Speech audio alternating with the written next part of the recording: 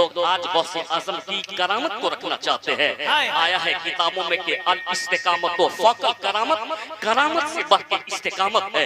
करामत को एक यानी हिस्सा है, लेकिन इस्तिकामत जिसने दुनिया की तकदीर बदल डाली है, इस्तिकामत जिसने इस्लाम के गुलशन को गुलजार बना दिया, इस्तिकामत जिसने करोड़ लोगों को तौबा करके यानी उसको सच्चा पक्का मुसलमान बना दिया। गौसे आजम निकले थे घर से अपनी वालिदा मोहतरमा से इजाजत लेकर के, माँ मैं इल्म हासिल करना चाहता हूँ, मैं बगदाद जाना चाहता। तो वालिदा ने क्या कहा था कि बेटा झूठ मत बोलना। गौसे पाक आए, डाकुओं ने आपके काफिले पे हमला कर दिया। ये वाकया रोजाना सुनते, लेकिन इससे जो नूर मिलता है उसका एक कतरा भी हमने लिया होता तो हमारी जिंदगी रोशन हो गई होती। माँ ने कहा था बचपन यानी जवानी के जमाने में, अभी आपने अलल ऐलान ये ना कहा है कि कदमी हाज़ही अला रकबती कुल्ली वलील्लाह, लेकिन गौसे पाक यानी आते हैं आपके काफिले पे हमला हुआ और सामान लूट गया, लेकिन आपका कदम यानी कभी हिला नहीं कि आपका कदम इस्तिकामत पे जमा रहा। डाकुओं ने हमला किया, लोगों के सामान छीन लिए, लोगों के सारे सामान छीन लिए, और लोग डाकुओं से अपने सामान को बचाते। बड़े पीर दस्तगीर से किसी ने पूछा था, ए जवान क्या तेरे पास भी कुछ है? तो होना तो ये चाहिए था, और शरीयत इजाजत भी देती है कि अपनी जान और अपने माल को बचाने के लिए तुम बहाना कर सकते हो। लेकिन गौसे आजम की इस्तिकामत को देखें, उसने क्या कहा था कि मेरी सदरी में 40 दीनार या दिरहम रखे हुए हैं। इतना सुनना था, उसको यकीन नहीं आया। मेरी माँ और बहन यहाँ बैठी हुई है, मैं कुछ खिताब उनके लिए भी जरूर करके जाऊंगा।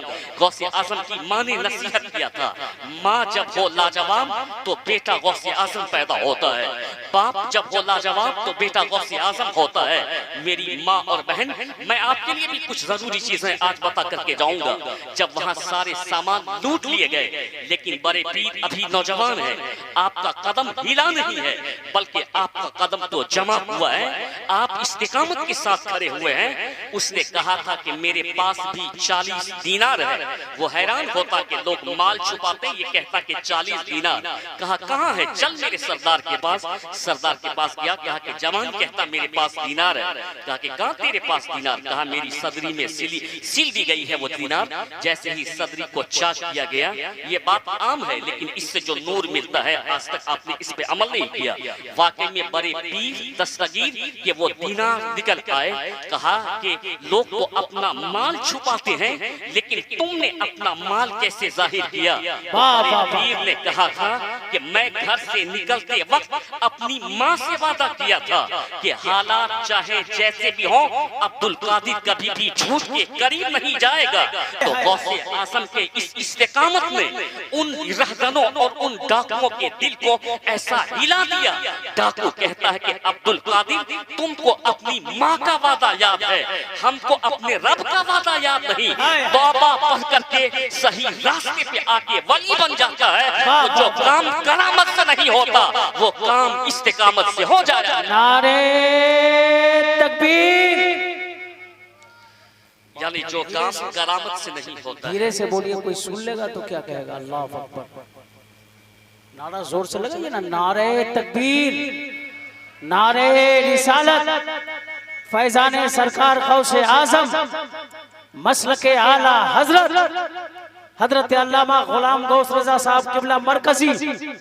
यानी जो काम करामत से नहीं होता, वो काम इस्तिकामत से हो जाता है। गौसे आजम के इस्तिकामत ने ही उनको तौबा करने पे मजबूर किया, या और कोई बात नहीं। आपके इस्तिकामत ने उनको तौबा करने पे मजबूर किया। रहजन थे, डाकू थे, तौबा करके ऐसे बने कि अपने वक्त के वली बन गए। मैं ये कहना चाहता हूँ कि इस्तिकामत बहुत जरूरी है। तो सरकार ताजुशरिया जब भी रजा जामे मस्जिद से बाहर निकलते थे, मैं अपने आंखों की देखी ही गवाही मैं आपको सामने में रखना चाहता हूँ। जैसे ही आप रजा जामे मस्जिद से बाहर निकलते तो लोग आपको घेर देते, चाहते कि आपके कदम को चूम लूं, आपके यानी हाथों को बोसा दे दूं। लेकिन सरकार ताजुशरिया पूछते थे कि इन लोगों से पूछो कि ये लोग क्या चाहते हैं। ये सोचते हैं कि मेरा हाथ चूम ले, मेरे पाँव चूम ले। लेकिन इन लोगों से ये पूछो कि ये लोग माँ बाप के कदम चूमते हैं या नहीं चूमते हैं। क्या कहा सरकार ताजुशरिया ने। इसलिए मैं कहता हूँ जो डुप्लीकेट पीर होगा वो अपनी कसीदा खानी करवाएगा और नाती जवानी से कहेगा कि तकरीर क्यों करवाते हो। जो वाकई में पीर होगा वो अपना नहीं मुस्तफा का दीवाना बना देगा, वो दीन का दीवाना बना देगा, वो अल्लाह तबारक व तआला का फर्माबरदार बना देगा। क्या कहा सरकार ताजुशरिया ने कि इन लोगों से ये पूछो कि ये लोग अपने माँ बाप के कदम चूमते हैं या ना चूमते हैं। ये आपने तालीम वहां फरमाई, कहा कि पहले अपने माँ बाप के कदम चूम फिर अख्तर रजा के कदम को चूमना। यानी बरेली से एक मजाज और ताजुशरिया ने एक पैगाम दे दिया कि तुम चले जाओ देवा बंडवा महरहरा, लेकिन तेरा पहला पीर तेरे घर में रहा करता है। यानी तेरा पहला पीर न देवा में रहता है, न कलियर में रहता है, न निजामुद्दीन में रहता है, न बगदाद में रहता है, न अजमेरी मोहल्ला में रहता है, न बरेली में रहता है। तेरा पहला पीर माँ बाप की सूरत में घर में रहा करता है। अगर तेरा पहला पीर राजी होगा तो बगदाद का फैजान तेरे ऊपर होगा, देवा का फैजान तेरे ऊपर होगा, गरीब नवाज का फैजान तेरे ऊपर होगा, निजामुद्दीन औलिया का फैजान तेरे ऊपर होगा, मखदूम बिहारी का फैजान तेरे ऊपर होगा, यानी आला हज़रत का फैजान तेरे ऊपर होगा। हुजूर ने कहा रज़ा उल्लाह फी रज़ाइल वालिदैन, अल्लाह की रजा माँ बाप की रजा में रखती है। जब माँ बाप राजी होते हैं तो गौसे आजम भी राजी होते हैं, गरीब नवाज भी राजी होते हैं, अल्लाह उसके रसूल भी राजी हो जाएगा। नारे तकबीर, नारे रिसालत, फैजाने सरकार गौसे आजम, मसलके आला हजरत। बस चंद बातें और आप यानी नसीहत के तौर पे अपने दामन में लेकर के रात के आखिरी हिस्से में चले जाएं। पहला पीर घर में होते हैं माँ बाप की सूरत में। माँ बाप अगर राजी नहीं हैं तो आपका कोई भी काम कारगर नहीं होने वाला है। आपकी इबादतें लटकी रहेंगी यहाँ तक आप अपने माँ बाप को राजी कर लें, उनको खुश कर लिया कर लें। माँ बाप राजी हैं तो हर दरवाजा खुलता चला जाता है, यानी हर रास्ता आसान होता चला जाता है। यही बड़े पीर दस्तगीर रोशन ज़मीर है, इनके ताल्लुक से किताबों में आया है। आपकी माँ फरमाती है जिस गौसे आजम की मजलिस सजाए हुए हम यहाँ बैठे, यहाँ क्या पूरी दुनिया में लोग उसकी मजलिस सजाए हुए हैं। जिन्नात भी बेशुमार गौसे आजम के मुरीद हैं, वो उनका जिक्र और तस्करा करते हैं। ये बड़े पीर ऐसे हैं जिसका तस्करा सिर्फ जमीन पे नहीं होता, बड़े पीर का तस्करा तो आसमान की बुलंदियों पे हुआ करता है, यानी बड़े पीर का तस्करा होता है। मैं ये कहना चाहता हूँ यही बड़े पीर दस्तगीर रोशन ज़मीर है जिनकी वालिदा मोहतरमा फरमाती है कि जब अब्दुल कादिर छोटा था तो मेरे साथ सोया करता था, और जब मेरे साथ सोता था तो आधी रात गुजरती थी। मैं अपनी माँ और बहन से कहना चाहता हूँ कि तुम अपना किरदार बुलंद कर लो। इस्लाम ने तुमको बड़ी इज्जत दी है, इस्लाम ने तुमको इतनी इज्जत दी है कि दुनिया में किसी ने इतनी इज्जत नहीं दी है। ये सिर्फ मेरी किताब तो कहती है। हिंदुस्तान का एक दानिश्वर जिसको डॉक्टर रामकृष्ण राव कहा जाता है, उसने इस्लाम का मुताला करने के बाद, पैगंबर इस्लाम का मुताला करने के बाद डॉक्टर रामकृष्ण राव ने कहा था कि मैं इस्लाम के पैगंबर की जिंदगी को पढ़ करके दंग रह जाता हूँ। लोग कहते हैं कि बर्तानिया डेमोक्रेसी का केंद्र है, डेमोक्रेसी का केंद्र है, लेकिन बर्तानिया ने यानी बेटी के ताल्लुक से जो कानून बनाया था वो 1881 में बनाया था कि बाप की प्रॉपर्टी में बेटी को भी हिस्सा दिया जाना चाहिए, लेकिन कुर्बान जाना चाहिए इस्लाम के पैगंबर पर। जिस वक्त न पढ़ाने का कोई माहौल, जिस वक्त इंसान के अंदर इंसानियत तक मौजूद नहीं थी, लोग को काटने दौड़ते थे। शराब आम, जुआ आम, जिना आम, कत्लो गारतगिरी आम। उस वक्त इस्लाम के पैगंबर ने अरब के रेगिस्तान में एक शानदार ये अमल इंसान को अता करते हुए कहा था कि जैसे बेटा यानी तेरी औलाद है, उसी तरीके से बेटी भी तेरी औलाद है। इस्लाम के पैगंबर ने कहा था कि बेटे को अगर बाप की प्रॉपर्टी में हिस्सा दिया जाएगा तो बेटी को भी बाप की प्रॉपर्टी में हिस्सा दिया जाएगा। वो डॉक्टर रामकृष्ण राव कहते हैं कि जहां दुनिया आज इस नतीजे पे पहुंची है, इस्लाम के पैगंबर ने 1400 साल पहले लोगों को बेटी के मान और सम्मान और उसके हिस्से की बात लोगों तक पहुंचाई है। इसलिए मैं कहता हूं कि तुझको इज्जत न किसी नेता ने दिया है, तुझको इज्जत न किसी न्यूटन ने दिया है, तुझको इज्जत दुनिया के किसी रहनुमा ने नहीं दिया है, इज्जत मुस्तफा जाने रहमत ने दिया और इतनी इज्जत दी कि हुजूर कहते हैं कि बेटी अल्लाह की दीवी रहमत का नाम है। इतनी इज्जत दी कि हुजूर कहते हैं कि बीवी तो शौहर के लिए आधा ईमान है। इतनी इज्जत दी कि हुजूर कहते हैं कि बहन भाई के लिए निजात का जरिया है। इतनी इज्जत दी कि हुजूर कहते हैं माँ के ताल्लुक से अल जन्नत तो तहत अक़दामिल उम्महात, जन्नत माँ के कदम के नीचे में है। सरकार ने बेटी को रहमत बताया, बीवी को आधा ईमान बताया, यानी बहन को जन्नत में जाने का जरिया बताया। माँ के कदम के नीचे में यानी माँ के कदम के नीचे में जन्नत बता दिया। इसलिए मैं अपनी माँ और बहन से कहना चाहता हूँ कि तुम दूसरों की गुलामी मत कर। फैशन के दौर में जो लोग जीती हैं जीने दे। तुम कनीज़े आयशा बनकर के अपनी जिंदगी गुजारना, तुम कनीज़े फातिमा बनकर के अपनी जिंदगी गुजारना, तुम कनीज़े उम्मे माहिनूर बनकर के अपनी जिंदगी गुजारना, तुम कनीज़े उम्मुल खैर बनकर के अपनी जिंदगी गुजारना। कसम है खुदा की अगर तुम ये बनकर के जिंदगी गुजारोगी, दुनिया अगर तेरी टूटी फूटी हो लेकिन मरने के बाद तेरा उकबा संवर जाएगा और जन्नत यानी में तेरे लिए जगह हो जाएगी। मैं ये कहना चाहता हूँ कि माँ बाप जब अच्छे होते हैं तो औलाद भी अच्छी होती है। तुम शिकायत करती हो कि मेरा बेटा मेरी इज्जत नहीं करता है, मेरा बेटा मुझे मेरी ताज़ीम नहीं करता। कहाँ से वो ताज़ीम करेगा, कहाँ से वो तेरी इज्जत करेगा? नहीं कहा था यानी बाबा फरीदुद्दीन कंशकर रहमतुल्लाह ताला अलैह की माँ ने क्या कहा था? बाबा फरीदुद्दीन कंशकर रहमतुल्लाह ताला अलैह आकर के अपनी माँ से कहते हैं, ऐ मेरी माँ, तेरे बेटे के चेहरे में अल्लाह ने वो कमाल रखा है कि तेरा बेटा जिस इलाके से गुजरता है, जिस वादी से गुजरता है, जिस गली से गुजरता है, तेरे बेटे के चेहरे को देख करके लोग कलमा पढ़ करके मुसलमान हो जाते हैं, इस्लाम का दीवाना हो जाते हैं, इस्लाम का कैडर हो जाते हैं। तो आपकी माँ ने क्या कहा था?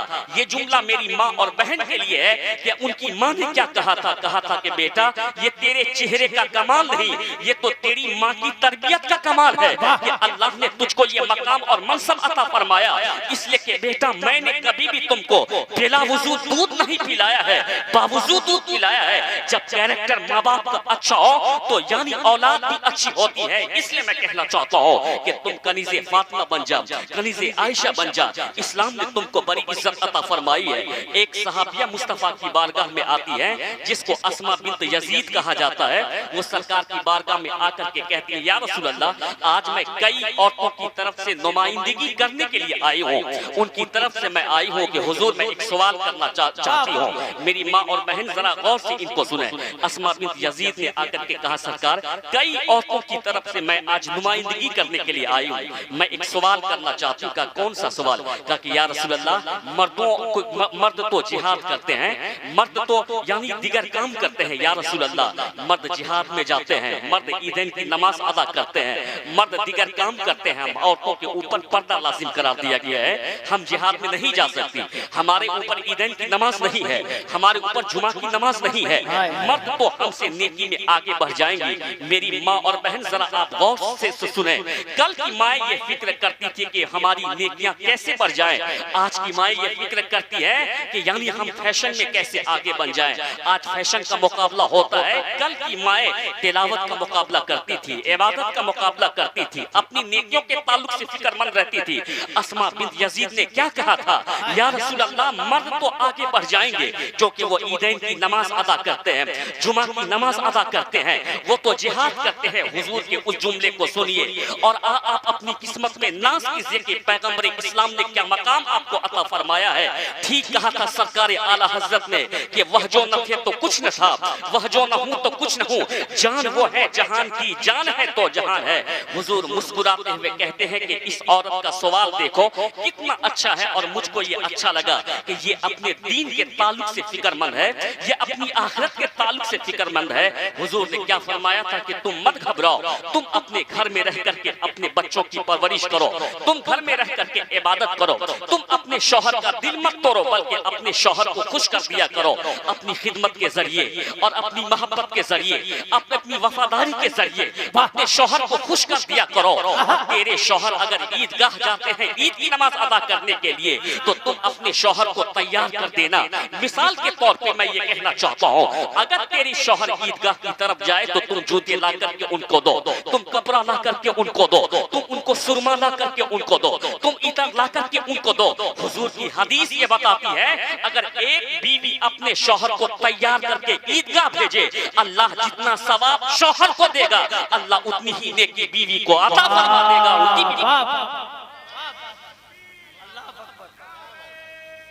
या रसूल अल्लाह, जिंदाबाद आला हजरत, आला हजरत,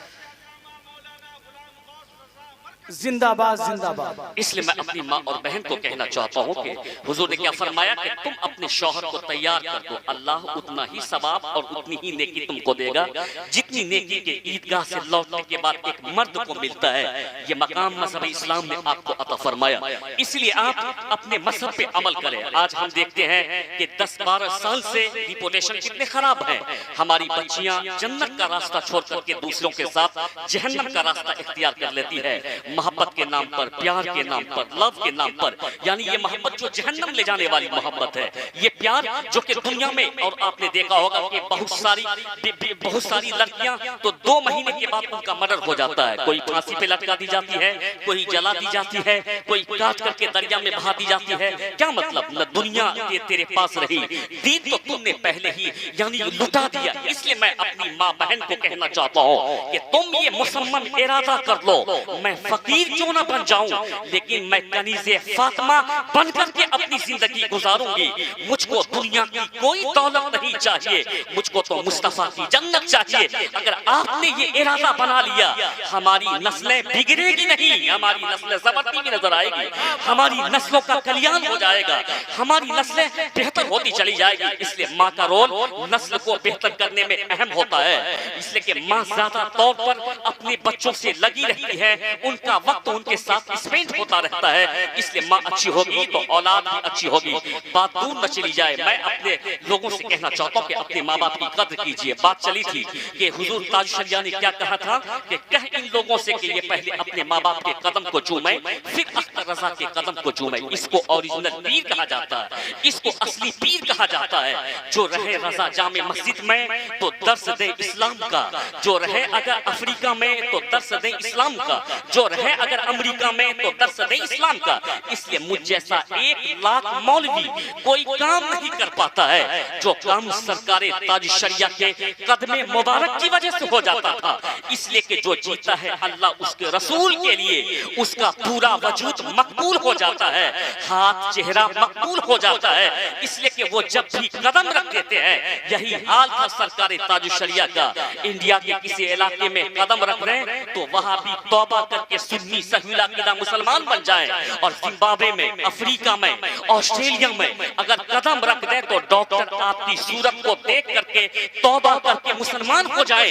निगाहे मुफ्ती आजम की है ये जलवागरी, चमक रहा है अख्तर हजार आंखों में। इसलिए मैं कहना चाहता हूँ कि निगाहे मुफ्ती आजम की है ये जलवागरी, चमक रहा है अख्तर हजार आंखों में। चलते चलते एक आखिरी बात मैं आपसे कहना चाहता हूँ कि सरकार ताज शरिया ने माँ बाप की मोहब्बत का पैगाम बरेली शरीफ से हमको दिया है। मैं कहता हूँ कि माँ का मकाम कितना बुलंद है, माँ किस कदर आपके लिए काम करती है। माँ नर्स का काम आपके लिए करती है, माँ डॉक्टर का काम आपके लिए करती है, माँ दाया का काम आपके लिए करती है, माँ मीस में काम आपके लिए करती है। यानी आपके कपड़े को धुलना नर्स का काम माँ करती है, कोई उजरत नहीं मांगती। अभी आपने शायर मोहतरम से सुना, माँ खाना बना करके देती है, मेस में काम करती, कोई उजरत आपसे नहीं मांगती। माँ यानी आपको स्कूल जाने के लिए प्रिपेयर करती है, यानी कोई उजरत आपसे नहीं मांगती। दूध पिलाती है, दाया का काम करती है, कोई उजरत माँ नहीं मांगती है। मैं ये कहना चाहता हूँ कि माँ का एहसान तो कभी अदा ही नहीं हो सकता है।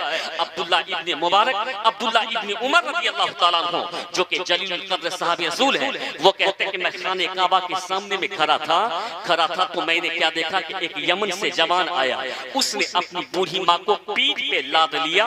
लादने के बाद उसने खाने काबा के तवाफ कराए, तवाफ कराने के बाद मेरे सामने में खड़ा हो गया और उनके पाँव में भी छाले पड़ गए, इसलिए कि वो सिंगल नहीं डबल था, उनके कंधे पे उनकी माँ भी थी और उनको तवाफ करा रहा था और उसका बदन पसीने से भीग गया। क्या कहा उसने?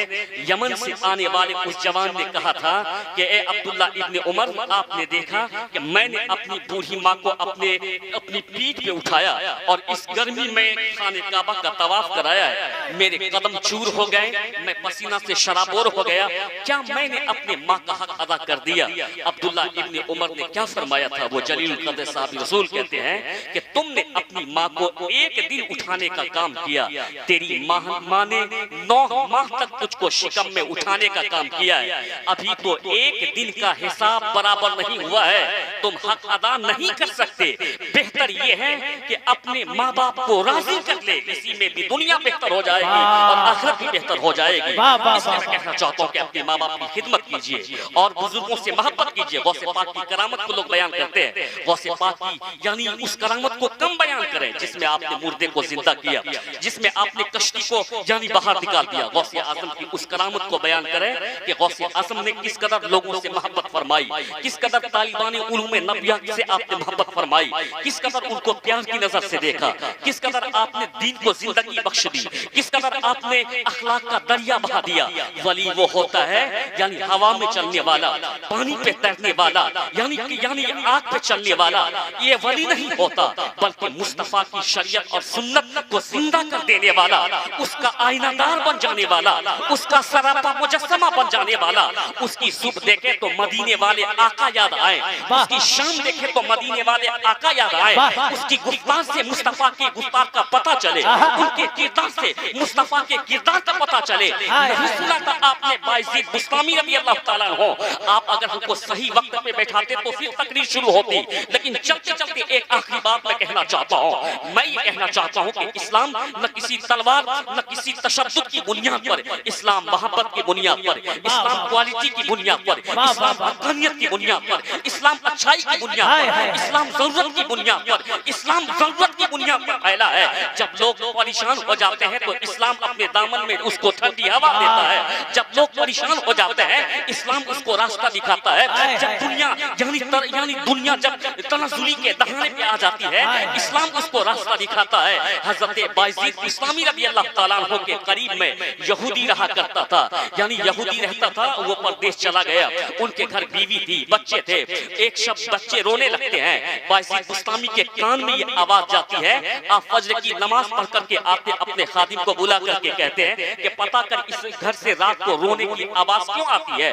खादिम ने आकर के कहा था कि हुजूर वो यहूदी का घर है, यहूदी के घर में नहीं है, उनके घर का आटा खत्म, यानी उनके घर के यानी सामान खत्म, उनके घर का चराग का तेल खत्म हो गया है, अंधेरे और भूख की वजह से बच्चे रोते हैं।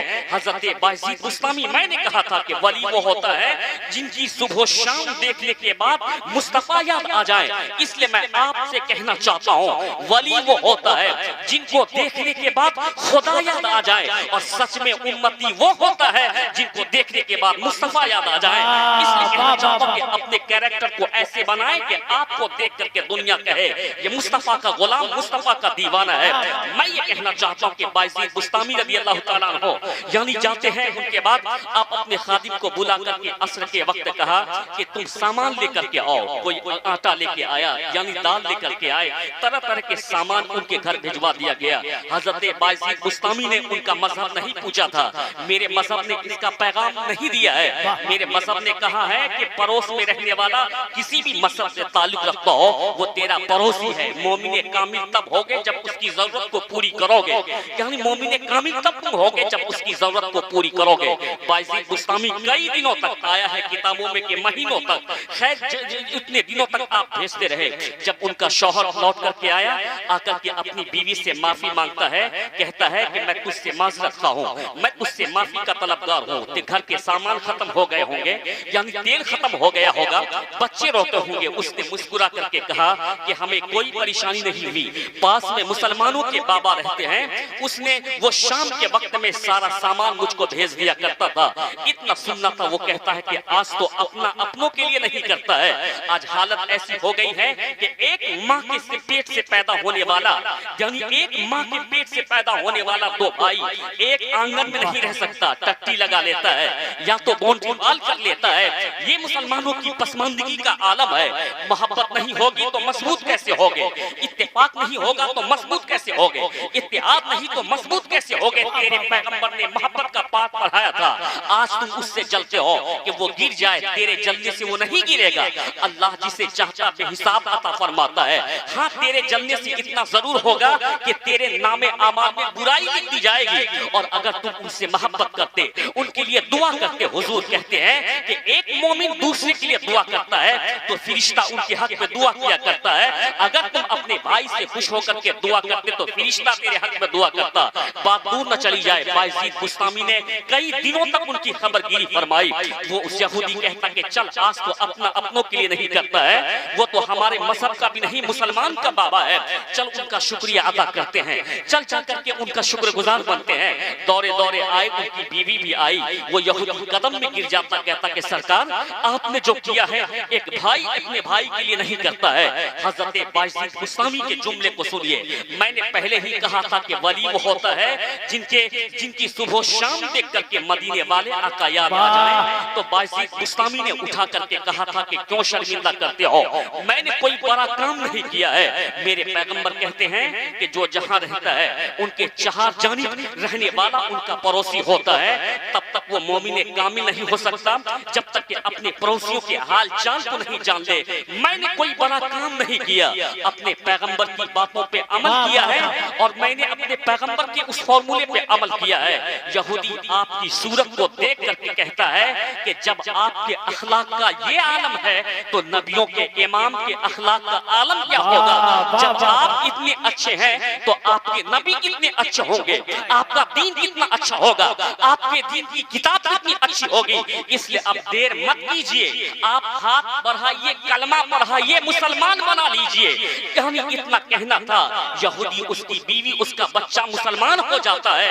इसलिए मैं कहना चाहता हूँ कि आज हम जो तनज़्ज़ुली की राह देख रहे हैं, हमने मुस्तफा जाने रहमत के कानून को छोड़ दिया।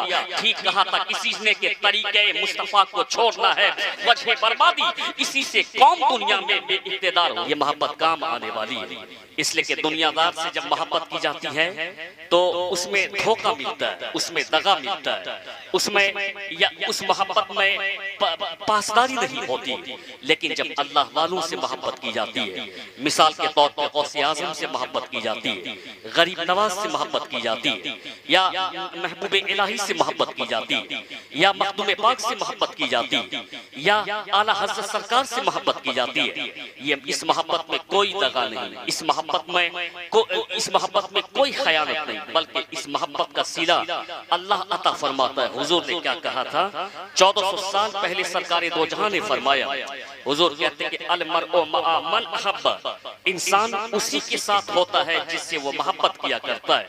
रात के इस पहर यहाँ बैठना ये इस बात की दलील है कि न हम किसी तकरीर के लिए यहाँ बैठे हुए हैं, न हम अभी किसी जोरदार खिताब के लिए यहाँ बैठे हुए हैं, फकत गौसे आज़म के रूहानी फैज़ से माला माल होने के लिए हम यहाँ बैठे हुए हैं, यानी उसकी मोहब्बत में हम यहाँ बैठे हुए हैं। तो ये मोहब्बत काम आती है। हुजूर ने फरमाया जो दुनिया में जिससे मोहब्बत करता है मैदान क़यामत में वो उन्हीं के साथ होगा।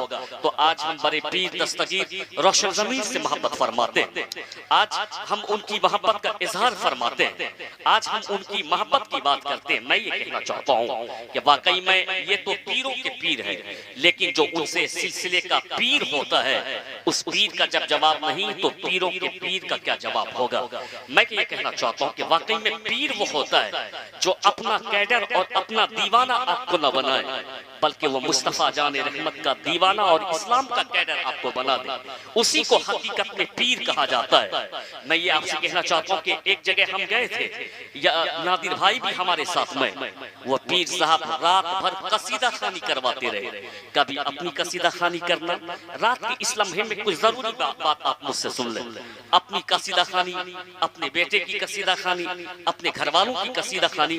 इसने कहा कि एक जवान खतीब जो कौम को पैगाम देना चाहता है, लोगों की भीड़ लगी हुई है, उसकी तकरीर हो जानी चाहिए। तो क्या कहा कि अरे जलसा ही खराब हो जाएगा।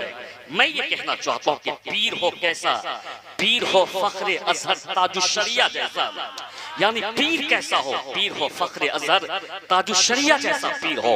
मैंने कई बुजुर्गों से सुना है कि सरकारे ताजुशरिया के सामने में जब जलसे में खड़े होकर के कोई नकीब या कोई खतीब या कोई शायर सरकारे ताजुशरिया की शान में गुफ्तगू करने लगता या उनकी शान में कलाम पढ़ने लगता, तो आप रोकते हुए कहते थे कि मेरी अजमत मत बयान कर, बल्कि सरकार की अजमत को बयान कर और कह के कौन देता है देने को मुँह चाहिए, देने वाला है सच्चा हमारा नबी। जो डुप्लीकेट पीर होगा वही नाती जमाली को कहेगा कि तकरीर की जरूरत नहीं, जो असली पीर होगा वो कहेगा उन्हें जाना उन्हें माना, न रखा गैर से काम लिल्लाहिल हम्द में दुनिया से मुसलमान गया। यानी जो ओरिजिनल पीर होगा कि वो कहेगा उन्हें जाना उन्हें माना, न रखा गैर से काम लिल्लाहिल हम्द में दुनिया से मुसलमान गया। थोड़ी देर में आपके सामने में गुफ्तगू करूंगा वादे के मुताबिक, वही है सरकारे यानी ताजुशरिया। ये कौन है ताजुशरिया? ये ताजुशरिया वो किसके पोते हैं, किसके परपोते हैं? शेख पंजाब जो अपने वक्त के बहुत बड़े बुजुर्ग थे, उसने सरकारे गौसे आजम को ख्वाब में देखा। ख्वाब में देखने के बाद उसने कहा था कि हुजूर इस वक्त इस जमीन पर आपका नायब और आपका जानशीन कौन है? ये शेख पंजाब ने किससे पूछा था? जिस बड़े पीर की मोहब्बत में आप यहाँ बैठे हैं, जिस बड़े दस्तगीर की मोहब्बत में आप यहाँ बैठे हैं, जिसको अल्लाह ने ये मनसब अता फरमाया, जो अलल ऐलान मिंबर पे खड़े होकर के कहता है कदमी हाज़ही अला रकबते कुल्ले वलील्लाह, मेरा ये कदम तमाम गायब और हाजिर वलियों की गर्दन पे रखा गया है। और कहा किसी बुजुर्ग ने ये गौसे पाक ने खुद न फरमाया, बल्कि अल्लाह ने उसको इस बात की इजाजत दी, तब गौसे आज़म ने ये फरमाया है। मैं ये कहना चाहता हूँ कि वही बड़े पीर दस्तगीर रोशन ज़मीर से शेख पंजाब ने पूछा था कि हुजूर इस वक्त आपका नायब, इस वक्त आपका जानशीन इस दुनिया में कौन है? तो आपने कहा था कि तेरे ही हिंदुस्तान में बरेली में मौलाना अहमद रजा खान वो मेरा नायब है इस वक्त, वो मेरा जानशीन है इस वक्त, उसी के परपोते जिसको ताजुशरिया कहा जाता है। मैं अपनी गवाही आपके सामने में पेश करना चाहता हूँ।